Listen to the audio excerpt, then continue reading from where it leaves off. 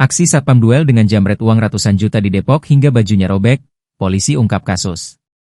Tri Agus Wiono, Satpam Pegadaian di samping tempat kejadian perkara, TKP, bertaruh nyawa saat melawan pelaku penjamretan di Jalan Parung Ciputat, RT Februari 10, Kelurahan Curug, Kecamatan Bojong Sari, Kota Depok.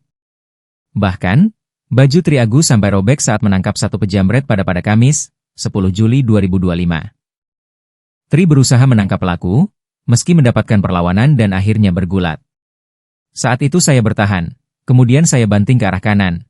Akhirnya bentur pintu Pegadaian, ujar Tri saat ditemui di Mapolsek Bojong Sari, Jumat, 11 Juli 2025. Dari situ mulai jatuh, dia pun berusaha berontak segala macamnya. Memang sangat licin sekali, sambungnya.